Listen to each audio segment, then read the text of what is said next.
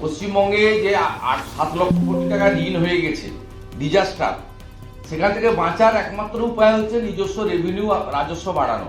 সেটা বড় ইন্ডাস্ট্রি ছাড়া হতে পারে না।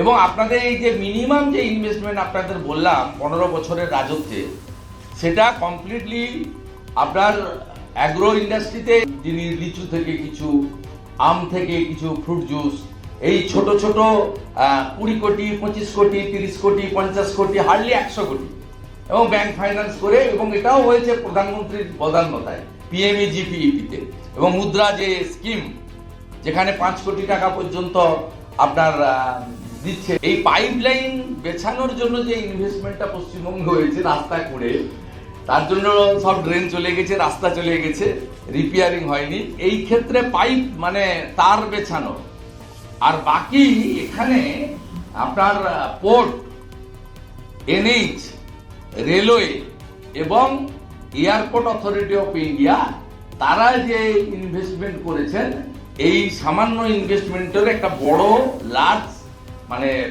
সেকশন, মানে ফান্ড, লার্জ পোর্শন, এটা কিন্তু সেন্ট্রাল গভর্নমেন্টের যে বিভিন্ন আন্ডারটেকিং রয়েছে তাদের ইনভেস্টমেন্টেও এক্ষেত্রে ধরা হয়েছে। যেমন এনএইচ এর ক্ষেত্রে তারা অনেকগুলো র মেটেরিয়াল এবং প্রসেসিং ইউনিট করেছেন। আপনার পাথরকে প্রসেসিং করে পিচকে প্রসেসিং করা, এয়ারপোর্টে কার্গো, নতুন নতুন কার্গোর যে ইউনিট বানানো, র হাউস তৈরি করা।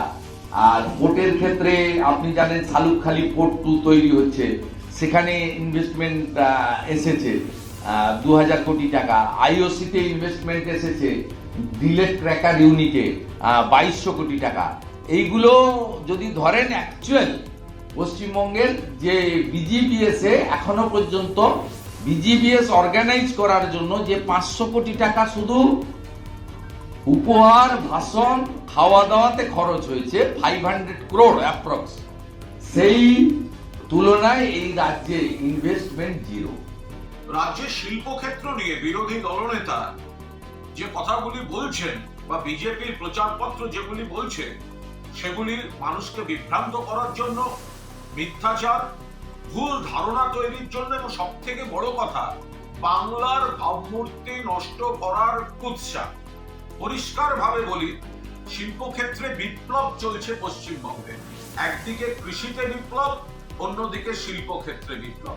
একদিকে বড় সংস্থা, দেশের এবং আন্তর্জাতিক বিভিন্ন সংস্থা তাদের বড় প্রজেক্টগুলিতে ঢালাও বিনিয়োগ করছে। শুধু বিনিয়োগ নয়, যাদের আগে কাঠামো ছিল তারা সম্প্রসারণ পর্যন্ত এখানে করছে।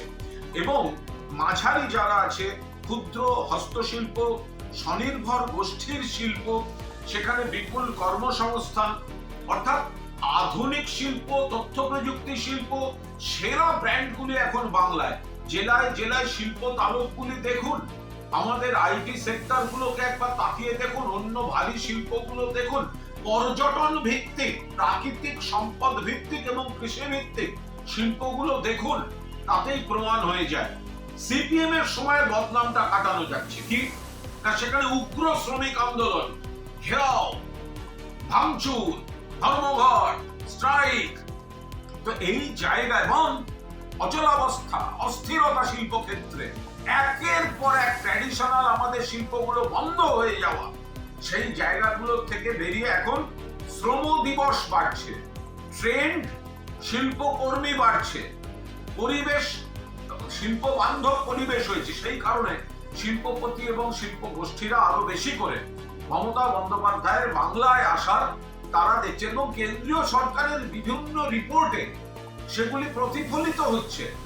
মাঝারি ক্ষুদ্র শিল্পে যেভাবে কর্মসংস্থান গ্রামীণ মা বোনেদের আর্থিক অবস্থাকে উন্নয়নের দিকে নিয়ে যাচ্ছে, এটা একটা সামাজিক বিপ্লব। সমস্ত ভাবে এখানে বাড়তি কর্মসংস্থানের বিপুল ভাবে আয়োজন হচ্ছে, এবং শিল্পের গ্রোথটা বাংলার ইকোনমিকে এমন ভাবে এগোচ্ছে যে বাংলার জিডিপি জাতীয় গড়কে পর্যন্ত টেক্কা দিয়ে যাচ্ছে। এগুলো অস্বীকার করে, এমনকি কেন্দ্রের পর্যবেক্ষণও অস্বীকার করে, কেন্দ্রীয় সরকারের প্রশাসনিক রিপোর্ট অস্বীকার করে দলীয় কুৎসা করতে নেমেছে ভারতীয় জনতা পার্টি।